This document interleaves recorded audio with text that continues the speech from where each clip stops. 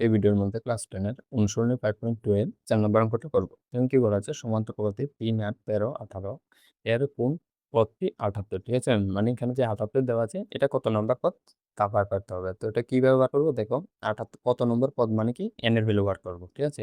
এখানে n এর value কত এটা কিভাবে বার করব দেখো, এখানে কি দেওয়া আছে প্রথমে সমান্তর প্রগতিটি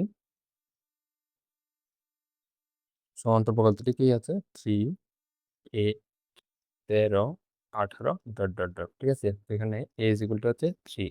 আবার b ইজ ইকুয়াল টু সাধারণত মানে কত 8 থেকে 3 যদি বিয়োগ করি কত আসবে এখানে 5, ঠিক আছে? তো আমরা এই 38 এর কত নম্বর পদ মানে সুতরাং আমরা কি জানি an is equal to a plus n minus 1 d, ঠিক আছে? an এর ভ্যালু কত 38, সরি 78 আর a কত a এর ভ্যালু 3।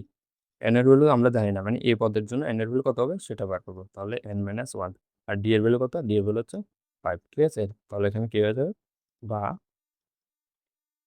বা এখানে কত আছে 78, এটা এদিকে আসছে মাইনাস 3 ইজ ইকুয়াল টু এখানে কত হবে গুণ করলে 5n মাইনাস 5, ঠিক আছে? বা এটা এদিকে লিখছি প্রথমে 5 5n minus 5 is equal to 38 থেকে 5 যদি 3 যদি বিয়োগ করি কত আসবে 75, ঠিক আছে? বা 5n ইজ ইকুয়াল টু কত n কত 75 প্লাস 5, তাহলে 5n ইজ ইকুয়াল টু 80, ঠিক আছে?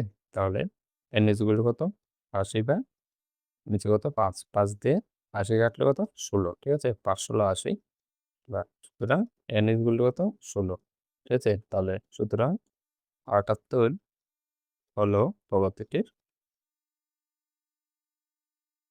টির প্রগতিটির কত 16তম পদ,